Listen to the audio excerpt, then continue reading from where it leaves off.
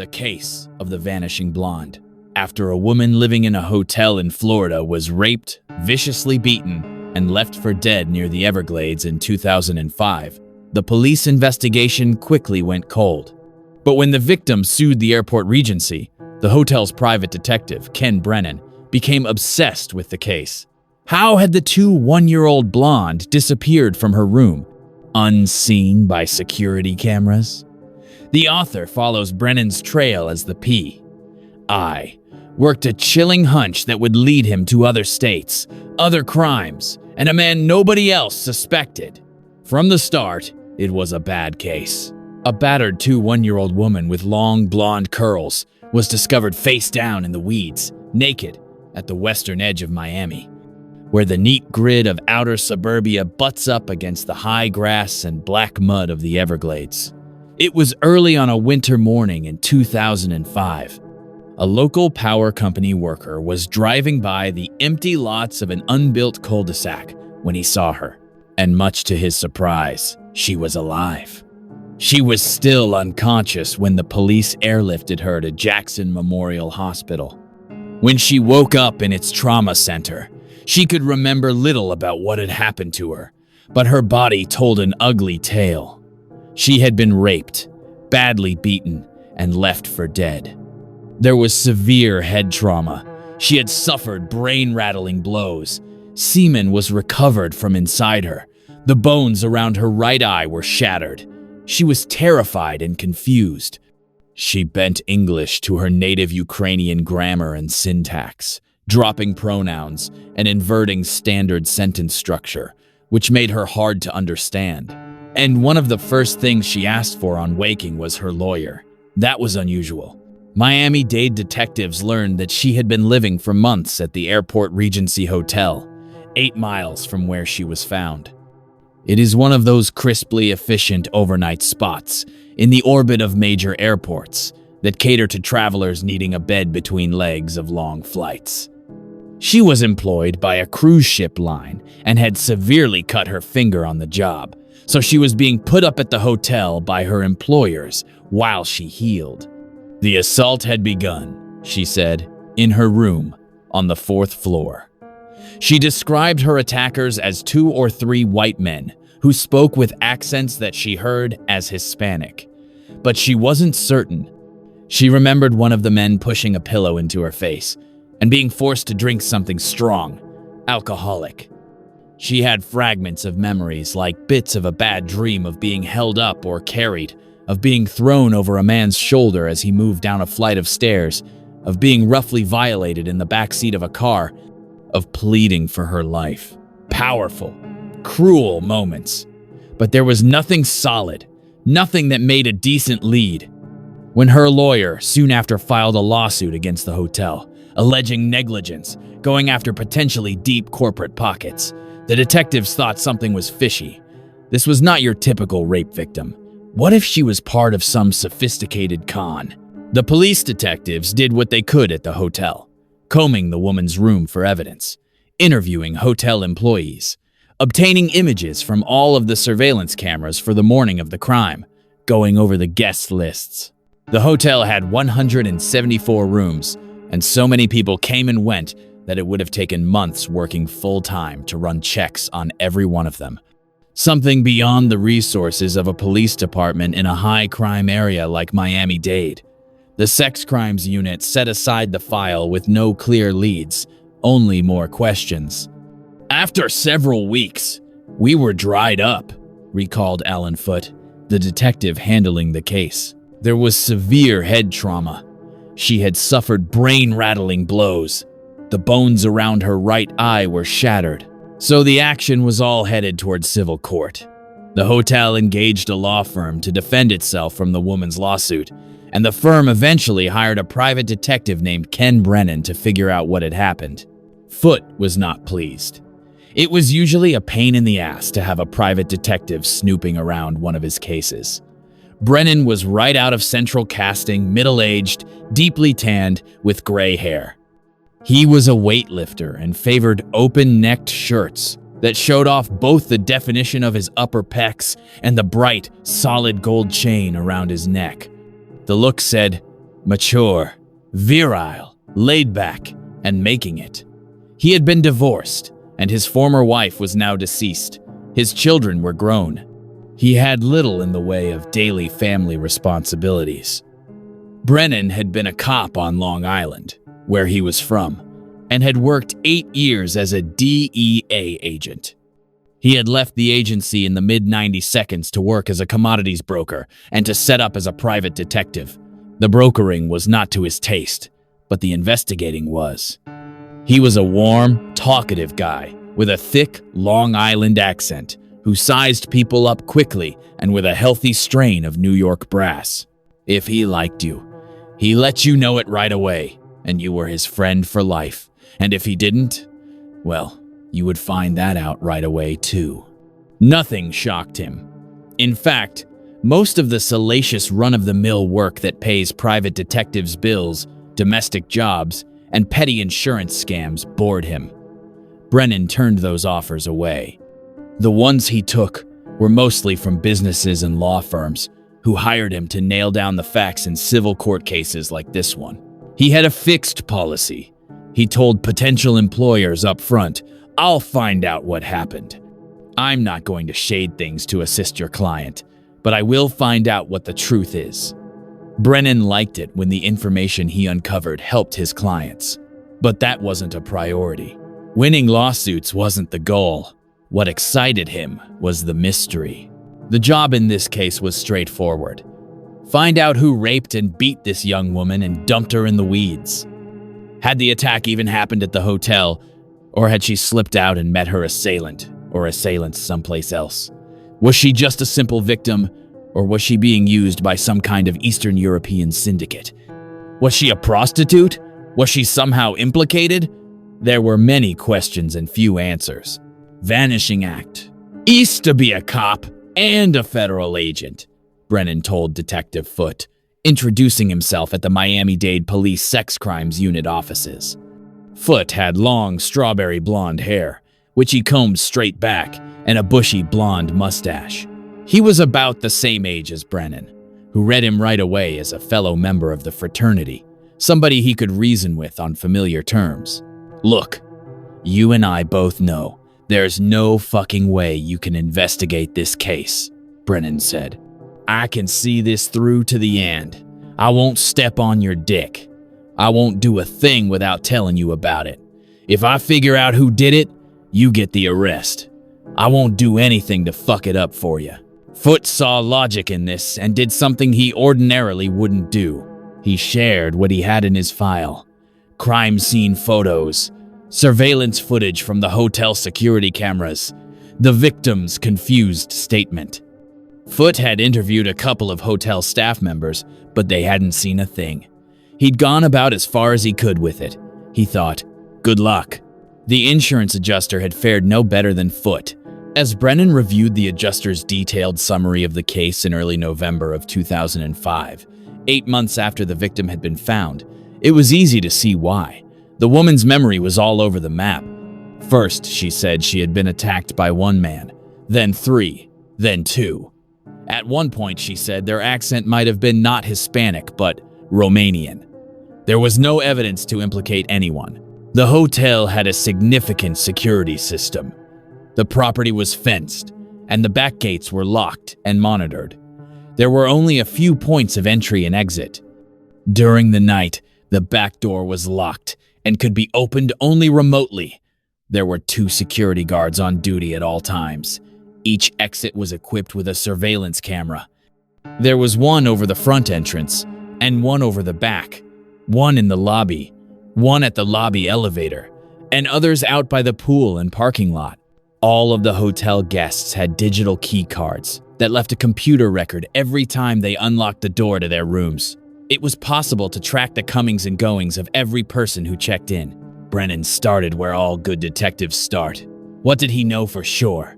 He knew the victim had gone up to her 4th-floor room at the Airport Regency at 3:41 a.m., that she had used her key card to enter her room at about the same time, and that she had been found at dawn in the weeds 8 miles west. Somewhere in that roughly 3-hour window, she had left the hotel. But there was no evidence of this on any of the cameras. So, how? The victim was colorfully present on the video record, with her bright red puffy jacket and shoulder-length blonde curls. She had been in and out all night. After months of living in the hotel, she was clearly restless. She made frequent trips down to the lobby just to chat with hotel workers and guests, or to step outside for a smoke, and the cameras caught her every trip. She had gone out to dinner with a friend and returned around midnight, but she wasn't done yet. She is seen exiting the elevator at about 3 in the morning, and the camera over the front entrance catches her walking away. She told investigators that she had walked to a nearby gas station to buy a phone card because she wanted to call her mother back in Ukraine, where people were just waking up. Minutes after her departure, the camera catches her return. The lobby camera records her re-entering the hotel and crossing the lobby. Moments later, she is seen entering the elevator for her final trip upstairs. A large black man gets onto the elevator right behind her, and the recording shows them exchanging a few words. The police report showed her entering her room 20 minutes later, which had led to much speculation about where she was during that time. The victim had no memory of going anywhere but directly to her room. Brennan checked the clock on the camera at the elevator and found that it ran more than 20 minutes behind the computer clock, which recorded the key swipes, solving that small mystery. After she entered the lobby elevator, she was not seen again by any of the cameras. The surveillance cameras were in perfect working order. They were not on continually. They were activated by motion detectors. Miami-Dade detectives had tried to beat the motion detectors by moving very slowly, or finding angles of approach that would not be seen, but they had failed. No matter how slowly they moved, no matter what approach they tried, the cameras clicked on faithfully and caught them. One possibility was that she had left through her 4th floor window. Someone would have had to drop her out the window or somehow lower her, presumably unconscious, into the bushes below, and then exit the hotel and walk around to retrieve her. But the woman showed no signs of injury from such a drop, or from ropes, and the bushes behind the hotel had not been trampled. The police had examined them carefully, looking for any sign of disturbance. It was also possible, with more than one assailant, that she had been lowered into the grasp of someone who had avoided disturbing the bushes. But Brennan saw that such explanations began to severely stretch credulity. Sex crimes are not committed by determined teams of attackers who come with padded ropes to lower victims from 4th floor windows. No, Brennan concluded. Unless this crime had been pulled off by a team of magicians, the victim had to have come down in the elevator to the lobby and left through the front door. The answer was not obvious, but it had to be somewhere in the video record from those cameras. Needless to say, the big mystery here is how this woman got out of the hotel. Read the summary of the case prepared by the insurance adjuster. It was a mystery he had not been able to crack. Brennan penciled one word on the memo: disguise. He began studying the video record with great care until he could account for every coming and going. Whenever a person or a group arrived, the camera over the front door recorded it. Seconds later, the entries were captured by the lobby cameras, and then, soon after, by the elevator cameras. Room key records showed the arrivals entering their rooms. Likewise, those departing were recorded in the opposite sequence: elevator, lobby, front door. The parking lot cameras recorded cars coming and going. One by one, Brennan eliminated scores of potential suspects. If someone had left the hotel before the victim re-entered her room and did not return, he could not have attacked her. Such people were eliminated. Those who entered and were not seen to leave were also eliminated, and likewise anyone exiting the hotel without a bag or carrying only a small bag. Brennan eliminated no one without a clear reason, not even women or families. He watched carefully for any sign of someone behaving nervously or erratically. This painstaking process ultimately left him with only one suspect: the man seen entering the elevator behind the victim at 3:41 a.m. He was a very large black man with glasses. who looked to be at least 6'4" and upwards of 300 pounds. He and the woman are seen casually talking as they enter the elevator. The same man emerges from the elevator into the lobby less than 2 hours later, at 5:28 a.m., pulling a suitcase with wheels. The camera over the front door records him rolling the suitcase out toward the parking lot at a casual stroll. He returns less than an hour later, shortly before dawn, without the bag.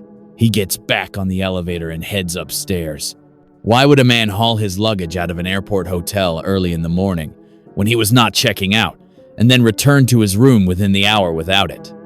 That question, coupled with Brennan's careful process of elimination, led him to the conclusion that the victim had been taken out of the hotel inside the big man's suitcase. But it seemed too small. It looked to be about the size that air travelers can fit into overhead compartments. But the man himself was so big, perhaps the size of the bag was an illusion. Brennan studied the video as the man exited the elevator and also as he left the hotel, then measured the doorways of both. When he matched visible reference points in the video, the number of tiles to each side of the bag as it was wheeled out the front door, and the height of a bar that ran around the inside of the elevator, he was able to get a close approximation of the suitcase's actual size. He obtained one that fit those measurements, which was larger than the bag on the video had appeared to be, and invited a flexible young woman whose proportions matched the victim's to curl up inside it. She fit. He scrutinized the video still more closely, watching it again and again. The man steps off the elevator, rolling the bag behind him. As he does, the wheels catch momentarily in the space between the elevator floor and the ground floor, just for a split second. It was hardly noticeable if you weren't looking for it. The man has to give the bag a tug to get it unstuck, and that clinched it, that tiny tug. The bag had to have been heavy to get stuck. Brennan was now convinced. This is the guy.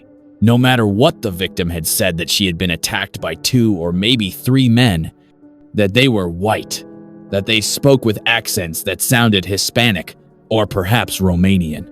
Brennan was convinced her attacker had to be this man. The detective was struck by something else. His suspect was entirely collected, cool and calm, entering the elevator with the woman, exiting with the suitcase, pulling it behind him out to the parking lot, then strolling back less than an hour later. Brennan had been a cop. He had seen ordinary men caught up in the aftermath of a violent crime. They were beside themselves, shaking, panicky. If a man rapes and beats a woman to the point where he thinks she's dead, and then hauls the body out to dump it in the weeds, does he come strolling back into the same hotel as if nothing happened? An ordinary attacker would have been 2 states away by noon. What this man's demeanor suggested to Brennan was chilling. He's good at this. He's done this before. The Mercury Man. Brennan called a meeting at the hotel on the 17th of November 2005. The owners were there, the insurance adjusters, and the lawyers, in other words, the people who had hired him. They met in a boardroom. On a laptop screen, Brennan pulled up the image of the large man pulling his suitcase off the elevator. He said, "This is the guy that did it. That girl is inside that suitcase." There was some snickering. "How do you come up with that?" he was asked. Brennan described his process of elimination, how he had narrowed and narrowed the search, until it led him to this man. They weren't buying it. "Didn't the victim say that she was attacked by 2 white guys?" one of them asked. "I'm telling you," said Brennan. "This is the guy. Let me run with it a little bit. If you're willing to give me the resources, I'll track this guy down." He told them that it was a complete win-win. The hotel's liability in the civil suit would go way down if he could show that the woman had not been attacked by a hotel employee. "What could be better?" he said. "Think how good you'll look if we actually catch the guy responsible. You'd be solving a horrible crime." They seemed distinctly unmoved. "Look at how cool this guy is," he told them, replaying the video. "He just raped and beat a woman to death, or thinks he has, and it's not like he's all nervous and jittery. He's cool as a clam. Tell me the kind of person who could do such a thing and be this nonchalant. This ain't the only time he's done this. No, is not. A discussion ensued. There were some in the room who wanted to find the rapist, but the decision was primarily a business calculation. It was about weighing the detective's fee against a chance to limit their exposure. Brennan didn't care what their reasons were. He just wanted to keep going. Old instincts had been aroused. He had never even met the victim, but with her attacker in his sights, he wanted him badly. Here was a guy who was walking around almost a year later, certain he had gotten away with his crime. Brennan wanted what all detectives want. The gotcha! He wanted to see the look on the guy's face. It was close, but in the end, the hotel suits decided to let him keep working. Having overcome their skepticism so narrowly, Brennan was even more determined to prove he was right. The hotel's records were useless. There were too many rooms and there was too much turnover to scrutinize every guest. Even if the hotel staff remembered a 300-pound black man with glasses, which they did not, there was no way to tell whether he was a registered hotel guest or a visitor, or if he was sharing someone else's room. Even in cases where they photocopied a guest's driver's license, which they did not do faithfully, the image came up so muddy that there was no way to make out the face. So he went back to the video. Now that he knew whom he was looking for, Brennan scrutinized every appearance of his suspect. At the elevator, in the lobby, at the hotel restaurant, at the front door. In one of the video snippets at the elevator, the suspect is seen walking with a fit black man wearing a white t-shirt with the word Mercury on the front, which meant nothing to Brennan. His first thoughts were the car company, or the planet, or the element. There was nothing there he could work with. The manner of both men on the snippet suggested that they knew each other. They walked past the elevator and turned to their right, in the direction of the restaurant. So Brennan hunted up video from the restaurant surveillance camera, and, sure enough, it captured the two entering. As Brennan reviewed more video, he saw the big black man with the other man quite frequently, so he suspected that the two had been in town together. The man in the t-shirt had an ID tag on a string around his neck, but it was too small to read on the screen. Brennan called NASA to see if they had a way to enhance the picture. He described the camera and was told that it couldn't be done. Unless this crime had been pulled off by a team of magicians, the victim had to have left through the front door. Again, back to the video. In the restaurant footage, the man in the t-shirt is momentarily seen from behind, revealing another word on the back of the t-shirt. The best view comes in a split second as he sidesteps someone leaving, giving the camera a better angle. Brennan could see the letter V at the beginning of the word and O at the end. He could make out a vague pattern of script in the middle, but could not be sure of the exact letters. It was like looking at an eye chart when you need stronger glasses. You take a guess. It looked to him as if the word was Verado. It meant nothing to him, but that was his hunch. So he Googled it and found that Verado was the name of a new outboard engine manufactured by Mercury Marine, the boat engine manufacturer. There had been a big boat show in Miami in February when the incident happened. Perhaps the man in the white t-shirt had been working at the show for Mercury Marine, and if he had, maybe his big friend had too. Mercury Marine is a subsidiary of the Brunswick Corporation, which also manufactures billiards and bowling equipment and other recreational products. Brennan called its head of security, Alan Sperling, and explained what he was trying to do. His first thought was that the company might have put its boat show employees up at the airport Regency. If it had, he might be able to identify and locate the man in the picture through the company. Sperling checked, and no. Mercury's employees had stayed at a different hotel. Brennan racked his brain.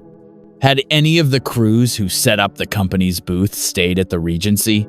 Again, the answer was no. Well, who got those shirts? Brennan asked. Sperling checked and called back 2 weeks later. He said the only place the shirts had been given away was at the boat show's food court. The company in charge of food for the show was called Centerplate, which handles concessions for large sporting events and conventions. It was a big company with employees spread across the nation. Brennan called the head of human resources for Centerplate, who told him that the company had put up some of its people at the Regency, but that it had hired more than 200 for the boat show from all over. Somebody has to remember a big black guy, 300 pounds at least, in glasses, said the detective. A week later, the man from Centerplate called back. Some of their workers did remember a big black man with glasses, but no one knew his name. Someone did seem to recall, he said, that the company had initially hired the man to work at Zephyr Field, home of the New Orleans Zephyrs, the minor league baseball team in Metairie, a sprawling suburb. This was a solid lead, but there was a bad thing about it. Hurricane Katrina had devastated the city just months earlier, and the residents of Metairie had been evacuated. It was a community scattered to the winds. Good news, bad news. Brennan was stubborn. He was now months into this effort to identify and find the man responsible for raping and beating a woman he had never met. There was no way that what he was being paid for the job was worth the hours he was putting in. Nobody else cared as much as he did. What the hotel's insurers really wanted, Brennan knew, was for him to tell them that the victim was a hooker and that she had been beaten by one of her Johns, which would go a long way toward freeing them from any liability. But this wasn't true, and he had told them at the outset that the truth was all they would get from him. Detective Foote was openly skeptical. He had given Brennan all the information he had. He had more pressing cases with real leads and real prospects. But Brennan had a picture in his head. He could see this big man with glasses coolly going about his business, day to day, smug, chatting up the girls, no doubt looking for his next victim, comfortable, certain that his crimes left no trail. Katrina was the bad thing about the New Orleans lead, but there was also a good thing. Brennan had a buddy on the police force there, a Captain Ernest Dema. Some years earlier, on a vacation to the French Quarter with his kids, Brennan had risked his hide helping Dema subdue a prisoner who had violently turned on him. The guy had broken away from me, Dema recalled, and out of nowhere comes this guy in a black jacket flying down the sidewalk who runs him down, tackles him, and held the guy until my men could subdue him. He was fantastic. It was the kind of gesture a cop never forgets. Dema dubbed Brennan Batman. New Orleans may have been down for the count, but when Batman called, Dema was up for anything. The captain sent one of his sergeants out to Zephyr Field, where the club was working overtime to get its storm-ravaged facility ready to open the 2006 season. Dema called Brennan back. The good news is, I know who this guy is. What's the bad news? His name is Mike Jones. There's probably only 1 million of them, and he doesn't work there anymore, and nobody knows where he went. Still, a name. Brennan thanked Dema and went back to the Regency database. And sure enough, he found that there had indeed been a guest named Mike Jones staying at the hotel when the attack occurred. He had checked in on February 14, 7 days before the rape and assault, and he had checked out on the 22nd, 1 day after he was seen rolling his suitcase to the car. The full name on his Visa card was Michael Lee Jones. The card had been canceled, and the address was for a Virginia residence Jones had vacated years earlier. He had left no forwarding address. Brennan lacked authority to subpoena further information from the credit card company, and the evidence he had was still too slight to get Miami-Dade police involved. The phone number Jones had left with registration was a number for Centerplate, but the trail was warm again. Brennan knew that Jones no longer worked for Centerplate, and the people there didn't know where he was, but the detective thought he knew certain things about his prey. Judging by the nonchalance he showed hauling a young woman's body out of the hotel stuffed in a suitcase, Brennan suspected that this was a practiced routine. The Centerplate job had kept him moving from city to city, all expenses paid, a perfect setup for a serial rapist with a method that was tried and true. If Jones was his man, then he wouldn't give up an arrangement like that. If he wasn't employed by Centerplate anymore, Where would somebody with his work experience go next? Who was facilitating his predation now? Brennan got some names from Centerplate and went online and compiled a list of the food service company's 20 to 25 top competitors. He started working his way down the list, calling the human resources department for each of the competing firms, and one by one he struck out. As it happened, one company on the list, Ovations, had its headquarters in the Tampa area, and Brennan was planning a trip up in that direction anyway, so he decided to drop in. As any investigator will tell you, an interview in person is always better than an interview on the phone. Brennan stopped by and, as he can do, talked his way into the office of the company's COO. He explained his manhunt and asked if Ovations employed a 300+ pound black man with glasses named Michael Lee Jones. The executive didn't even check a database. He told Brennan, who was not a law enforcement official, that if he wanted that information, he would have to return with a subpoena. All the other companies had checked a database and just told him no. He knew he had finally asked in the right place. "Why would you want someone working for you who is a rapist?" he asked.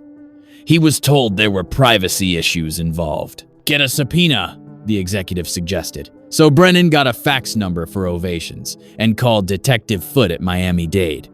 Before long, a subpoena spat from the machine. It turned out that Ovations had an employee named Michael Lee Jones who fit the description. He was working in Frederick, Maryland. The interrogation. Michael Lee Jones was standing behind a barbecue counter at Harry Grove Stadium, home of the minor league Frederick Keys, when Detective Foote and one of his partners showed up. It was an early spring evening in the Appalachian foothills, and Foote the Floridian was so cold his teeth were chattering beneath his mustache. When Brennan had called him with the information about Jones, Foote was impressed by the private detective's tenacity, but still skeptical. This whole effort more or less defined the term long shot, but the name and location of a potential suspect was, without question, the first real lead since the case had landed on his desk. It had to be checked out. The department had a requirement that detectives traveling out of town to confront suspected criminals go as a team. So Foote waited until another detective had to make such a trip to the suburbs of Washington. He got the detective to agree to take him along as partner. Together, they made the hour-and-a-half drive to Frederick to visit Jones in person. Foote had called Jones earlier that day to see if he would be available. The detective kept it vague. He just said he was investigating an incident in Miami that had happened during the boat show and confirmed that Jones had been working there. On the phone, Jones was polite and forthcoming. He said he'd been in Miami at that time and that he would be available to meet with Foote and gave him directions to the ballpark.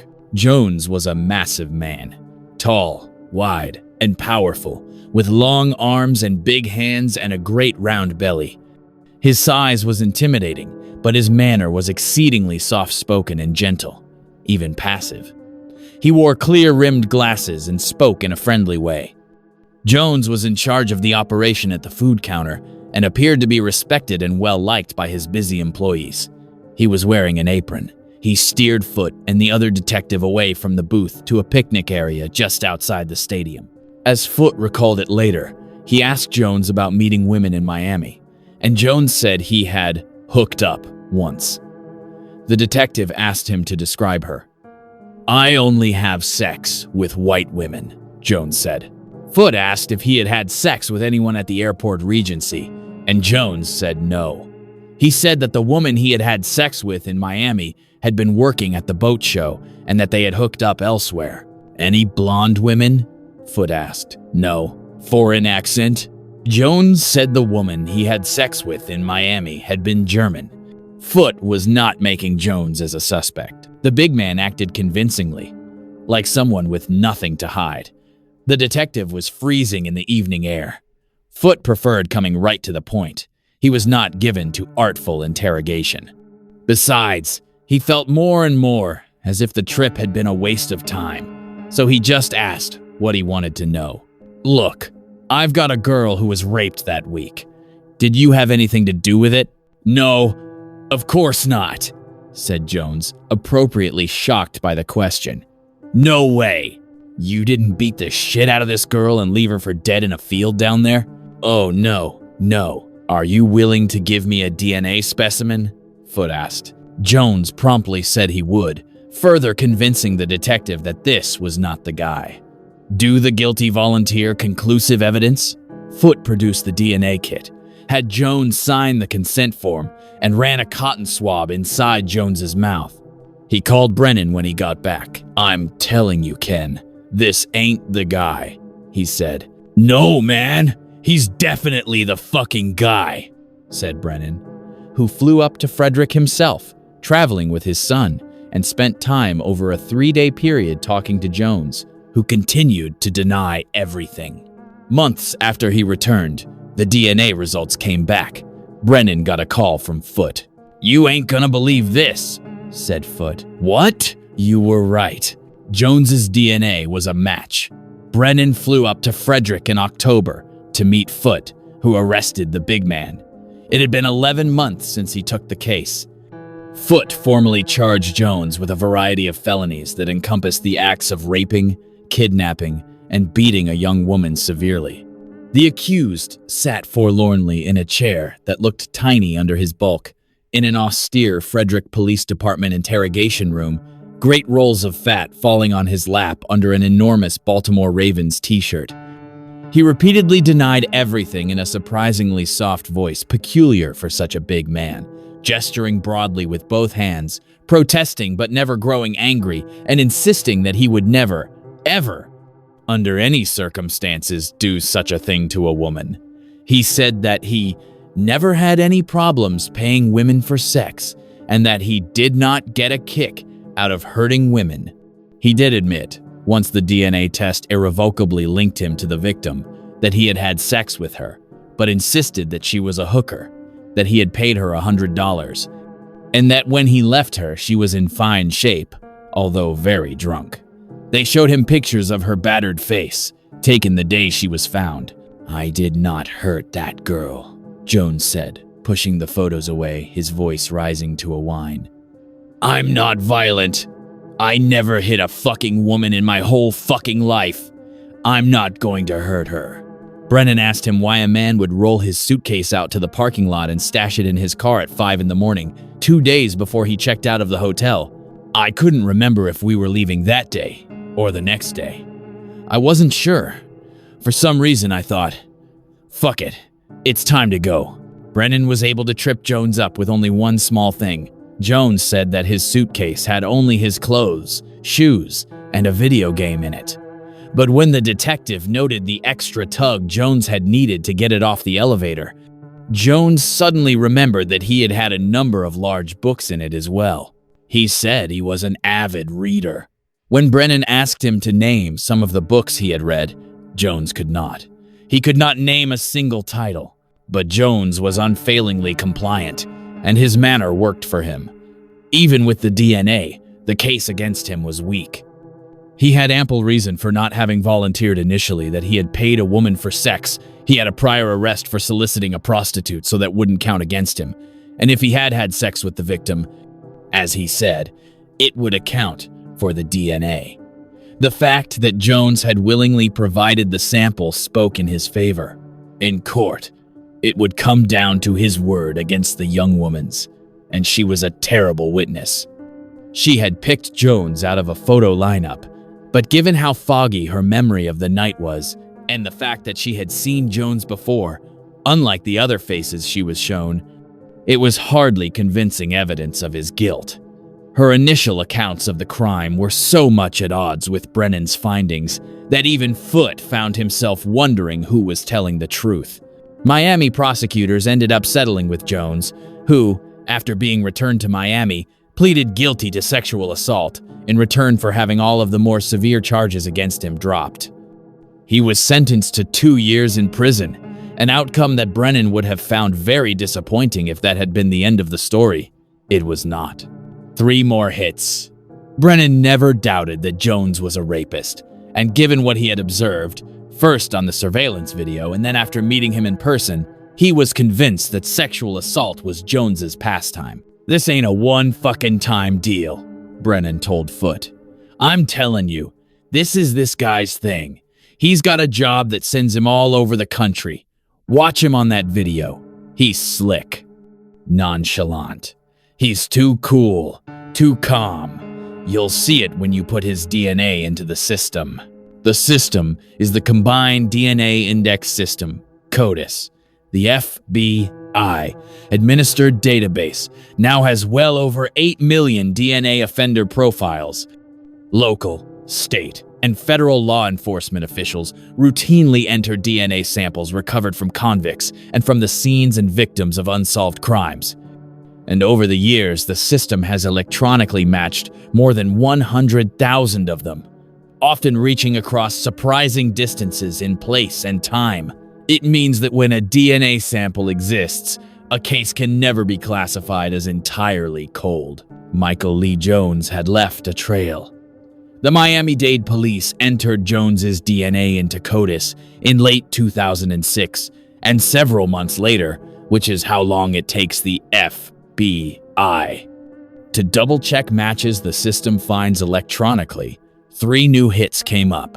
Detective Terry Thrumston of the Colorado Springs Police Department Sex Crimes Unit had a rape and assault case that had been bugging her for more than a year. The victim was a blonde-haired, blue-eyed woman who had been picked up early in the morning on the 1st of December 2005 by a stranger, a very large black man with glasses, who had offered her a ride and then talked his way into her apartment and raped her, holding his hand tightly over her mouth. Thrumston had no leads, and the case had sat for 2 years until DNA collected from the victim matched that of Michael Lee Jones. There were 2 victims in New Orleans. One of them, also a blonde, had been partying in the French Quarter a little too hard, by her own admission, and very early on the morning of the 5th of May, 2003, she had gone looking for a cab back to her hotel when a very large black man with glasses pulled his car over to the curb and offered her a ride. As she later testified, he drove her to a weedy lot and raped her. He pressed his large hand powerfully over her face as he attacked her, and she testified that she bit his palm so hard that she had bits of his skin in her teeth afterward. When he was finished, he drove off, leaving her on the lot. She reported the rape to the New Orleans police, who filed her account and took DNA samples from the rapist's semen.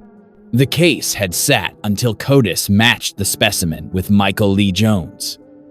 The other New Orleans victim told a similar tale, but failed to pick Jones's face out of a photo lineup. Jones, it turns out, had been in both Colorado Springs and New Orleans on the dates in question. So in 2008, as his Florida sentence drew to a close, he was flown to Colorado Springs to stand trial. It was a novel prosecution because the Colorado woman had died in the interim of causes unrelated to the crime. As a result, Deputy District Attorney Brian Cecil had no victim to put on the stand. Instead, he fashioned a case out of 2 of the other rapes, calling as witnesses the Miami victim and one of the New Orleans victims, both of whom supplemented the DNA evidence by pointing out Jones as their attacker in the courtroom. Cecil argued that their cases showed a common plan, scheme, or design that was as much Jones's signature as his trail of semen. The New Orleans victim proved to be a very effective witness. Her memory was clear and her statements emphatic. The outrage still evident 6 years later, along with her chagrin at the poor judgment she had displayed that night. The Miami victim, on the other hand, was every bit as bad on the stand as the Miami prosecutors had feared. One of Jones's lawyers made much of the different stories she had told police. Her struggles with English further confused matters. Jones pleaded not guilty to all charges in the Colorado case. He argued, through his lawyers, he did not testify, that the sex had been consensual and that the woman claiming rape had been a prostitute. But where jurors in Colorado might have been able to accept 2 prostitutes in different states at different times, unaccountably filing rape charges after turning a trick, and in both cases, immediately describing their attacker as a huge black man with glasses, they clearly choked on a third. There was no evidence that any of the victims were prostitutes. And then, of course, there was the DNA. Michael Lee Jones is serving what amounts to a life sentence at the Fremont Correctional Facility in Colorado.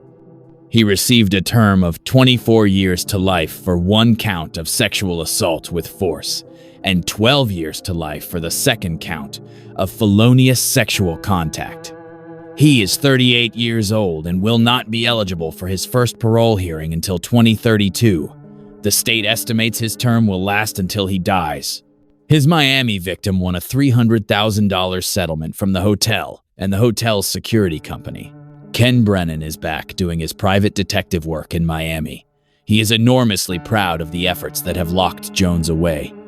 The cases they got him on, they're just the tip of the iceberg, he predicted. Once other jurisdictions start checking their DNA files on cases when this guy was at large, I guarantee you they will find more. So far, his hunches have been pretty good.